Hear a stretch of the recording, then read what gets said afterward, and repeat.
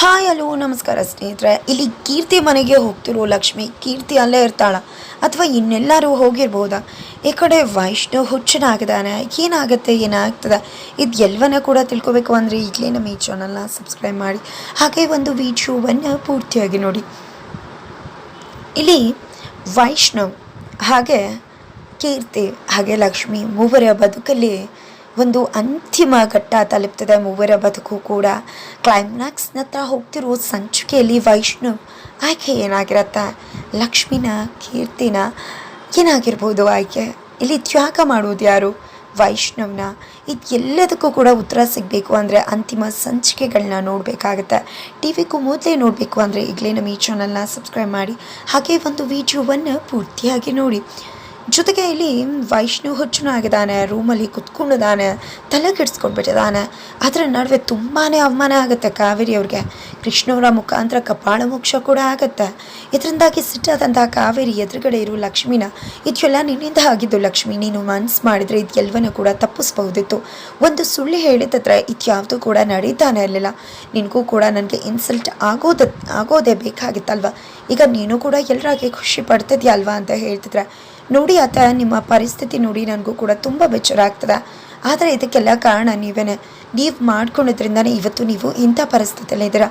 ನಿಮ್ಮನ್ನು ನೀವು ಅವತ್ತು ತಿದ್ಕೊಂಡು ಆಗಿದ್ದನ್ನು ಹೇಳಿದ್ರೆ ಇವತ್ತು ನಿಮಗೆ ಇಂಥ ಸಿಚುವೇಶನ್ಸ್ ಬರ್ತಾ ಇರಲಿಲ್ಲ ಅಂತ ಲಕ್ಷ್ಮಿ ಹೇಳ್ತಾಳೆ. ಇದರಿಂದ ಕೆಂಡಾಮಂಡಲಾಗಿ ಕಾವೇರಿಯವರು ಅಲ್ಲಿಂದ ಹೋಗ್ಬಿಡ್ತಾರೆ. ನಂತರ ಇಲ್ಲಿ ವೈಷ್ಣವ್ ಕೀರ್ತಿ ಆಡಿದ ಮಾತುಗಳನ್ನ ನೆನಪು ಮಾಡ್ಕೊತಿದ್ದಾರೆ. ಒಮ್ಮೆ ನಂಬಿಕೆ ಹೋಯಿತು ಅಂದರೆ ಹೀಗಾಗ್ಬಿಡುತ್ತಲ್ವ, ಮತ್ತೆ ನಂಬೋದೇ ಕಷ್ಟ ಆಗಿಬಿಡುತ್ತೆ. ಕೀರ್ತಿ ಅಷ್ಟೆಲ್ಲ ನಿಜ ಹೇಳಿದ್ರು ಕೂಡ ನಾನು ಅವಳ ಮಾತನ್ನು ನಂಬಲಿಲ್ಲ. ಎಂದೂ ಕೂಡ ಕೀರ್ತಿ ಮೇಲೆ ಕೈ ಮಾಡಿದಿಲ್ಲ, ಆದರೆ ಅವಳ ಮೇಲೆ ಕೈ ಮಾಡಿಬಿಟ್ಟೆ. ಎಂಥ ಪಾಪಿ ನಾನು. ಜೊತೆಗೆ ಆ ಜಾತಕ ನಮ್ಮ ಮೂವರ ಬದುಕಲು ಇಷ್ಟು ಆಟ ಆಡ್ಬಿಡ್ತಾ. ಅವತ್ತೆಲ್ಲ ಯಾಕೆ ಕೀರ್ತಿ ಆ ರೀತಿ ಮಾತಾಡ್ತಿದ್ಲು? ನನ್ನನ್ನು ಬೇಡ, ನನಗೆ ನಿನ್ನ ಮದುವೆ ಆಗೋಕೆ ಇಷ್ಟ ಇಲ್ಲ, ನನಗೆ ನೀನು ಬೇಕಾಗಿಲ್ಲ ಅಂತ ಹೇಳ್ತಿದ್ಲು. ಯಾಕೆ ಅಂತ ಎಷ್ಟೇ ಪ್ರಶ್ನೆಗಳನ್ನ ಮಾಡಿದ್ರು ಕೂಡ ಆಕೆ ಕೊಡ್ತಿದ್ದು ನಂಗೆ ನೀನು ಇಷ್ಟ ಇಲ್ಲ ಅನ್ನೋದು ಬಿಟ್ಟು ಬೇರೆ ಯಾವುದೇ ಉತ್ತರ ಇಲ್ಲ. ಆದರೆ ಇವತ್ತು ಆ ಎಲ್ಲ ಪ್ರಶ್ನೆಗಳಿಗೂ ಕೂಡ ಉತ್ತರ ಸಿಗ್ತದೆ. ಜಾತಕದಿಂದ ಕೀರ್ತಿ ನನ್ನನ್ನು ಬಿಟ್ಟು ಹೋಗ್ಬಿಡ್ಲಾ ಅಂತ. ನಂತರ ಕೀರ್ತಿ ಆಡಿದ್ದು ಮಾತುಗಳು ಮತ್ತಷ್ಟು ನೆನಪಾಗ್ತದೆ. ನೋಡು ವೈಶ್, ನಾನು ನಿನ್ನ ಪ್ರಾಣಕ್ಕಿಂತ ಹೆಚ್ಚಾಗಿ ಪ್ರೀತಿ ಮಾಡ್ತೀನಿ. ನೀನು ನನ್ನ ಜೊತೆ ಕಳೆದಿರೋ ಕ್ಷಣಗಳನ್ನೇ ಮರ್ತೋಗ್ಬಿಟ್ಟಿದೆಯಾ? ನನಗಿಂತ ಜಾಸ್ತಿ ನೀನು ನನಗೆ ಎಷ್ಟು ಪ್ರೀತಿ ಮಾಡ್ತಿದ್ದೆ ಅಂತ ನೆನಪಿದೆ ಅಲ್ವಾ ಅಂತ ಹೇಳಿದ್ದು. ನಂತರ ಮದುವೆ ದಿನ ನನ್ನ ವೈಶ್ ನನಗೆ ಯಾವತ್ತೂ ಕೂಡ ಅಷ್ಟೇ ಪ್ರೀತಿ ಮಾಡ್ತೀನಿ. ಖಂಡಿತ ನನ್ನ ವೈಶ್ ನನಗೆ ಸಿಗ್ತಾನೆ. ಯಾವತ್ತೂ ಕೂಡ ಈ ಕೀರ್ತಿ ಪ್ರೀತಿ ಖಂಡಿತ ಕಡಿಮೆ ಆಗಲ್ಲ. ಅವಳು ಯಾವತ್ತೂ ಕೂಡ ಅವಳನ್ನ ವೈಷ್ಣ ಬಿಟ್ಕೊಡಲ್ಲ ಅಂತ ಹೇಳಿ ಮದುವೆ ಆದ ಮೊದಲನೇ ದಿನ ರಾತ್ರಿ ಹೊತ್ತು ಹಕ್ ಮಾಡಿದ್ದು. ಜೊತೆಗೆ ಹಾಸ್ಪಿಟಲಲ್ಲಿ ನಿನ್ನ ಜಾತಕದಲ್ಲಿ ದೋಷ ಆಯಿತು, ಆ ದೋಷ ನಿವಾರಣೆ ಆಗಬೇಕು ಅಂದರೆ ಯೋಗ ಇರೋ ಜಾತಕದ ಜೊತೆ ಮದುವೆ ಮಾಡಬೇಕಿತ್ತು. 6 ತಿಂಗಳು ಸಂಸಾರ ಮಾಡಿದರೆ ದೋಷ ನಿವಾರಣೆ ಆಗ್ತಿತ್ತು. ಅದಕ್ಕೋಸ್ಕರ ನಾನು ನಿನ್ನನ್ನು ತ್ಯಾಗ ಮಾಡಿದ್ದು. ಲಕ್ಷ್ಮಿ ಕೇಳ್ದೆ, ಆದರೆ ಅವಳು ಆಗಲ್ಲ, ಬಿಟ್ಕೊಡೋಕ್ಕಾಗಲ್ಲ ಅಂದ್ಬಿಟ್ಲು. ನನ್ನ ವೈಶ್, ನೀನು ಇಷ್ಟು ದಿನ ಎಷ್ಟು ಕಷ್ಟಪಟ್ಟಿದ್ದೀನಿ ಗೊತ್ತಾ ನಿನಗೋಸ್ಕರ. 6 ತಿಂಗಳು ಮುಗ್ದಿದೆ, ಈಗಾದರೂ ನನ್ನ ವೈಶ್ ನನಗೆ ಬೇಕಲ್ವಾ? ಪ್ಲೀಸ್ ವೈಶ್, ನನ್ನ ವೈಶ್ ನನಗೆ ಬೇಕು. ನನ್ನ ವೈಶ್ ಬಿಟ್ಟು ನನ್ನ ಕೈಲಿ ಬದುಕೋಕ್ಕಾಗತ್ತಾ? ನಾನು ನಿನ್ನ ಇಲ್ಲದೆ ಇರ್ತೀನಾ ಅಂತ ಹೇಳಿ ಕಣ್ಣೀರು ಹಾಕಿದ್ದು. ಎಲ್ಲಿಗೂ ಕೂಡ ಇಲ್ಲಿ ವೈಷ್ಣವ್ ತಲೆ ಕೆಡಿಸ್ತದೆ. ನಾನು ತ್ಯಾಗ ಮಾಡಿದ್ದೀನಿ ಅನ್ನೋ ಮಾತು ವೈಷ್ಣವ್ನ ಬಿಟ್ಟು ಬಿಡ್ತದೆ. ಅಷ್ಟರಲ್ಲಿ ಲಕ್ಷ್ಮಿ ಬರ್ತಾಳೆ. ರೂಮ್ ಡೋರ್ ಲಾಕ್ ಆಗಿರುತ್ತೆ, ಟ್ರಾನ್ಸ್ಪರೆಂಟ್ ಆಗಿರೋದ್ರಿಂದ ಇಲ್ಲಿ ವೈಷ್ಣವ್ನ ನೋಡ್ತಿದ್ದಾಳೆ ಲಕ್ಷ್ಮಿ. ನನಗೆ ಗೊತ್ತಿದೆ ವೈಷ್ಣವ್ ಅವರೇ, ನಿಮ್ಮ ಮನಸ್ಸಿಗೆ ವಿಶ್ವ ಗೊತ್ತಾದಾಗ ಎಂಥ ಆಗುತ್ತೆ ಅಂತ ನನಗೆ ಗೊತ್ತಿತ್ತು. ಖಂಡಿತ ಇವತ್ತಲ್ಲ ನಾಳೆ ಇದೆಲ್ಲ ಆಗಲೇಬೇಕಿತ್ತಲ್ವ. ಖಂಡಿತ ತುಂಬ ಕಷ್ಟ ಆಗುತ್ತೆ, ಆದರೆ ಅದು ಎಲ್ಲದರಿಂದ ಕೂಡ ಆಚೆ ಬರಲೇಬೇಕಾಗತ್ತೆ ಅಂತ ಅನ್ಕೋತಿದ್ದಾಗೆ ಕಾವೇರಿಯವ್ರು ಬರ್ತಾರೆ. ಕಾವೇರಿಯವ್ರು ಬರ್ತಿದ್ದಾಗ, ಪುಟ್ಟ ಡೋರ್ ತೆಗಿ ಪುಟ್ಟ, ದಯವಿಟ್ಟು ಪುಟ್ಟ ನಾನು ಕ್ಷಮಿಸ್ಬಿಡು ಪುಟ್ಟ, ನನಗೆ ಏನೇ ಮಾಡಿದ್ರು ನೀನು ಒಳ್ಳೇದಕ್ಕೋಸ್ಕರ ಪುಟ್ಟ, ದಯವಿಟ್ಟು ಪುಟ್ಟ ಅಂತ ಕಣ್ಣೀರು ಹಾಕ್ಕೊಂಡು ಕಿರ್ಚ್ತಿದ್ರೆ ಈ ಕಡೆ ಲಕ್ಷ್ಮಿ, ಅತ್ತೆ ಅವ್ರಿಗೆ ಆಗಿರುತ್ತೆ, ದಯವಿಟ್ಟು ಅವ್ರದ್ದೇ ಆದ ಟೈಮ್ ಕೊಡಿ, ಆನಂತರ ಕೆಲವು ಕೂಡ ಸರಿ ಹೋಗುತ್ತೆ, ಅವ್ರಿಗೆ ಸ್ವಲ್ಪ ಸ್ಪೇಸ್ ಬೇಕಾಗಿದೆ ಅಂತ ವೈಷ್ಣವ್ ದೃಷ್ಟಿಯಲ್ಲಿ ಹೇಳ್ತಿದ್ರೆ, ನೋಡು ಲಕ್ಷ್ಮಿ, ಅಮ್ಮ ಮಗ ನಾವಿಬ್ಬರು, ನಮ್ಮಿಬ್ಬರ ನಡುವೆ 1000 ಬರತ್ತೆ ಹೋಗುತ್ತೆ. ಈಗ ಜಗಳ ಮಾಡ್ಕೋತೀವಿ, ನಾಳೆ ಒಂದಾಗ್ತೀವಿ. ನನ್ನ ಪುಟ್ಟ ನನ್ನ ಮ್ಯಾಚರ್ ಇದೋ, ಯಾವುದೇ ಕಾರಣಕ್ಕೂ ನೀನು ಅಡ್ಡಿ ಬರಬೇಕಾಗಿಲ್ಲ. ನಾವಿಬ್ಬರು ಜಗಳ ಮಾಡ್ಕೊಂಡ್ವಿ ಅನ್ನೋ ಕಾರಣಕ್ಕೆ ನಾನು ಅವನ ಅಮ್ಮ ಆಗಲ್ಲ. ಅವ್ನು ನನ್ನ ಮಗ ಆಗದೆ ಇರಲ್ಲ, ನಾನು ಅವನ ಅಮ್ಮ ಆಗದೆ ಇರಲ್ಲ. ನಾನು ಅವನ ಅಮ್ಮನೇ, ಅವ್ನು ನನ್ನ ಮಗನೇ. ನೀನು ದೂರ ಇರು ಅಷ್ಟೇ ಅಂತ ಜೋರಾಗಿ ಕಿಚ್ಚು ಹೇಳ್ತಿದ್ದಾರೆ. ಈ ಕಡೆ ಲಕ್ಷ್ಮಿ ಮಾತ್ರ, ನೋಡಿ ಅತ್ತೆ ಖಂಡಿತ ನಾನು ನಿಮ್ಮಿಬ್ಬರ ನಡುವೆ ಬರೋದಿಲ್ಲ, ಅತ್ತೆ ಸ್ವಲ್ಪ ಅವ್ರಿಗೆ ಟೈಮ್ ಕೊಡಿ.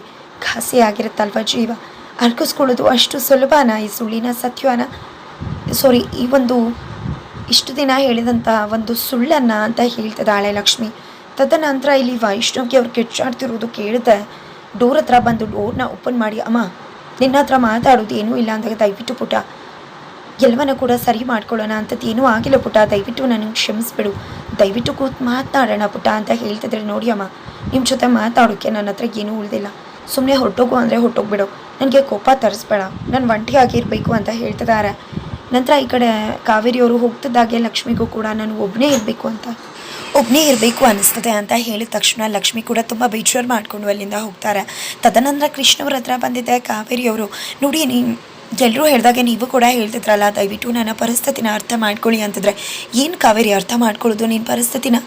ಗಂಡ ಹೆಂಡತಿ ಜೊತೆಗಿರಬೇಕು ನಿಜ, ಒಬ್ರಿಗೊಬ್ರು ಕಷ್ಟಕ್ಕಾಗಬೇಕು, ಆದರೆ ನೀನು ಹೇಗೆ ಗೊತ್ತಾ, ಈ ನಾಯಿ ಮೂಳೆನ ತಿನ್ಕೊಂಡು ಅದರಲ್ಲೇ ರುಚಿ ಇದೆ ಸವಿ ಇದೆ ಅಂದ್ಕೊಂಡು ಸವಿತಾ ಉಣ್ಣನ್ನು ಬರ್ಸ್ಕೊಂಡು ಒಂದಿನ ಸತ್ತು ಹೋಗ್ಬಿಡುತ್ತಂತೆ. ಹಾಗೆ ನೀನು ಸುಳ್ಳಿನಲ್ಲೇ ರುಚಿ ಕಾಣ್ತಿದ್ಯಾ, ಅದನ್ನೇ ತಿಂದು ತೇಗೆ ಒಂದಿನ ನೀನು ಕೂಡ ಸಾಯ್ತೀಯ. ಸುಳ್ಳಿನ ಮೇಣದ್ಬತ್ತಿ ಅರಮನೆನ ಕಟ್ಕೊಂಡಿದ್ಯಾ, ಅದರಲ್ಲೇ ತುಂಬ ಚೆನ್ನಾಗಿದ್ದೀನಿ ಅಂತ ಅನ್ಕೋತಾ ಇದೆಯಾ, ಆದರೆ ಒಂದಿನ ಸುಳ್ಳಿನ ಅರಮನೆ ಹೊಡೆದು ಆ ಮೇಣದ್ಬತ್ತಿ ಕರ್ಗೋಗುತ್ತೆ, ನಿನ್ನ ಸುಳ್ಳಿನ ಅರಮನೆ ಕೂಡ ನಶಿಸಿ ಹೋಗುತ್ತೆ, ಅದ್ರ ಮುಖಾಂತರ ನಿನ್ನ ಅಂತ್ಯ ಕೂಡ ಆಗುತ್ತೆ. ಹೌದು, ಗಂಡ ಹೆಂಡತಿಗೆ ಸಹಾಯ ಮಾಡಬೇಕು, ಜೊತೆಯಾಗಿ ನಿಲ್ಲಬೇಕು ಕಷ್ಟಕ್ಕೆ, ಖಂಡಿತ ನಿಜ, ನಾನು ಕೂಡ ಒಪ್ಕೋತೀನಿ.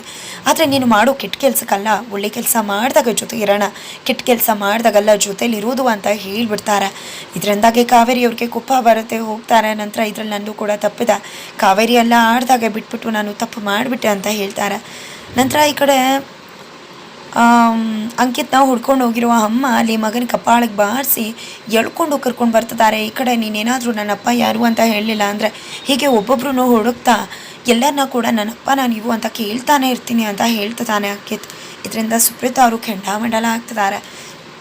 ಅತ್ತ ಲಕ್ಷ್ಮಿ ಕೀರ್ತಿ ಅವ್ರನ್ನ ಮಾತಾಡಿಸ್ಬೇಕು, ನಿಜ ಹೇಳಬೇಕು ಅಂದರೆ ಅವ್ರಿಗೂ ಕೂಡ ಅನ್ಯಾಯ ಆಗದ ಅಂತ ಹೇಳ್ತಿದ್ದಾಳೆ. ಜೊತೆಗೆ ಈ ಕಡೆ ಅವ್ರಿಗೇನೂ ಕೂಡ ಮಾಡಿಲ್ಲ ಅಂತ ನನಗೆ ಗೊತ್ತಿದೆ, ನನಗೆ ಮಬ್ಬಲ್ಲೂ ಕೂಡ ನೆನಪಿದೆ, ಮಂಪ್ರಲ್ಲೂ ಅವ್ರು ಮಾತನಾಡಿದ ಮಾತುಗಳು, ನಾನು ಅವ್ರನ್ನ ಭೇಟಿ ಮಾಡಲೇಬೇಕು ಅಂದಾಗ ಕೃಷ್ಣ ಅವರು ಅವಳೇ ನೀನು ಚಾಕು ಚುಚ್ಚಿದ್ದು, ನನ್ನ ಹತ್ರ ಸಾಕ್ಷಿ ಇದೆ ಅಂತ ಹೇಳಿ ರೌಡಿಗಳು ಆಡೋದನ್ನು ತೋರಿಸ್ತಾರೆ. ಇದನ್ನು ಮಾತ್ರ ನಂಬ್ಕೊಂಡು ಇಷ್ಟೆಲ್ಲ ಆಡ್ತಿದ್ರೆ, ಇವತ್ತು ಯಾರು ರೌಡಿಗಳು ಮಾತು ನಂಬ್ತಿದ್ರೆ, ಆ ಕೀರ್ತಿಯವರು ಇಷ್ಟು ದಿನದಿಂದ ಗೊತ್ತು, ಅವ್ರ ಮಾತು ಯಾಕೆ ನೀವು ನಂಬ್ತಾ ಇಲ್ಲ, ನನಗೆ ನಂಬಿಕೆ ಇದೆ ಅವ್ರು ಮಾಡಿಲ್ಲ ಅಂತ, ನಾನು ಹೋಗಿ ಅವ್ರ ಜೊತೆ ಮಾತಾಡಲೇಬೇಕು ಅಂತ ಹೇಳಿ ಲಕ್ಷ್ಮಿ ಹೊರಡ್ತಿದ್ದಾಳೆ.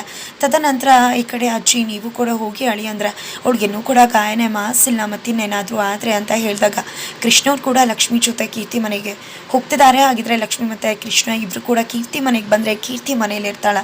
ಖಂಡಿತ ಅವಳು ಮನೆಯಲ್ಲಿರೋದು ತುಂಬಾ ಅನುಮಾನ, ಮನೆಯಲ್ಲಿದ್ದಿದ್ರೆ ಖಂಡಿತವಾಗ್ಲೂ ಅವಳು ಇಲ್ಲಿಗೆ ಬರ್ತಾ ಇದ್ಲು. ಈ ಕಡೆ ವೈಷ್ಣವ್ ಹುಚ್ಚನಾಗಿದ್ದಾನೆ, ಏನು ನಿರ್ತಾರೋ ತಗೋಬೇಕು ಅಂತ ಗೊತ್ತಾಗ್ತಿಲ್ಲ.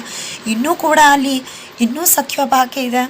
ಜೊತೆಗೆ ಜೀವ ಉಳಿಸೋದಕ್ಕೋಸ್ಕರ ಕೀರ್ತಿ ತ್ಯಾಗ ಮಾಡಿದ್ಲು ಅಂತ ಗೊತ್ತಿಲ್ಲ, ನನ್ನ ಹೆಸರಲ್ಲಿ ದೋಷ ಇತ್ತು ಅದಕ್ಕೆ ಬಿಟ್ಟು ಹೋದ್ಲು ಅಂತ ಅಂದ್ಕೊಂಡಿರ್ಬೋದು. ಜೊತೆಗೆ ಇಲ್ಲಿ ಕಾವೇರಿಯವರು ಸುಳ್ಳನ್ನು ಎಣೆದಿದ್ದಾರೆ ಕೀರ್ತಿನ ದೂರ ಮಾಡಲಿಕ್ಕೆ ಅನ್ನೋದು ಗೊತ್ತಿಲ್ಲ, ಅವಳಿಗೆ ದೊಡ್ಡ ಅನ್ಯಾಯ ಆಗಿದೆ ಅಂತಲೂ ಗೊತ್ತಿಲ್ಲ. ಕಾವೇರಿಯವರ ಆಟಕ್ಕೆ ನಿಜವಾಗಿ ಬಲಿಪಶುವಾಗಿರೋದು ಕೀರ್ತಿ ಅನ್ನೋ ಸತ್ಯ ಬಟ ಬಯಲಾಗ್ತಿದ್ದಾಗೆ ವೈಷ್ಣವ್ ತಬ್ಬಿಬ್ಬಾಗ್ತಾನೆ. ಆಲ್ರೆಡಿ ಹೇಳಿದ ಇದು ನಿಜ ಆದರೆ ನಾನು ಕ್ಷಮಿಸ್ಕೊಳ್ಳೋದಿಲ್ಲ ಅಂತ. ತುಂಬ ಪ್ರೀತಿ ಮಾಡಿದ ಹುಡುಗಿ ತನ್ನ ಅಮ್ಮನ ಒಂದು ಆಟಕ್ಕೆ ಬಲಿಪಶುವಾಗಿ ತನ್ನ ಪ್ರೀತಿನ ತ್ಯಾಗ ಮಾಡಿದರೆ, ಆ ಪ್ರೀತಿನ ತ್ಯಾಗ ಮಾಡಿದ ಹುಡುಗಿ ಮನಸ್ಥಿತಿನ ಅರ್ಥ ಮಾಡಿಕೊಂಡ ವೈಷ್ಣವ್ ನಿರ್ಧಾರ ಏನಾಗಿರುತ್ತೆ. ಜೊತೆಗೆ ಇಲ್ಲಿ ಬರ್ಡೇ ಪಾರ್ಟಿ ಇದೆ ನಿತಿದು, ಆ ಒಂದು ಬರ್ಡೇ ಪಾರ್ಟಿ ದಿನಾನೇ ಕೀರ್ತಿ ಹಾಜರಾಗೋ ಸಾಧ್ಯತೆ ಇದೆ. ಅದರ ಜೊತೆಗೆ ಕಾವೇರಿ ಅವರ ನಿಜವಾದ ಮುಖವಾಡ ಬಯಲಾಗೋದು ಅದೇ ದಿನದಂದು ಅಂತ ಅನ್ನಿಸ್ತದೆ. ಸಚ್ ಗುಡ್ ಕ್ಲೈಮ್ಯಾಕ್ಸ್ ಹೇಗಿರುತ್ತೋ ಅದೇ ರೀತಿ ಇದು ಒಂದು ಸಚ್ ಗುಡ್ ಕ್ಲೈಮ್ಯಾಕ್ಸ್ ಆಗೋದ್ರಲ್ಲಿ ಯಾವುದೇ ರೀತಿ ಸಂಶಯ ಇಲ್ಲ ಅಂತ ಅನ್ನಿಸ್ತದೆ. ಹಾಗಿದ್ರೆ ಹೇಗಿರುತ್ತೆ ಇದರ ಒಂದು ಭರ್ಜರಿ ಕ್ಲೈಮ್ಯಾಕ್ಸ್ ಎಪಿಸೋಡ್ಗಳು ತಿಳ್ಕೊಬೇಕು ಅಂದರೆ ಮುಂದಿನ ವೀಡಿಯೋಗೋಸ್ಕರ ವೇಟ್ ಮಾಡೋದನ್ನು ಮರಿಬೇಡಿ.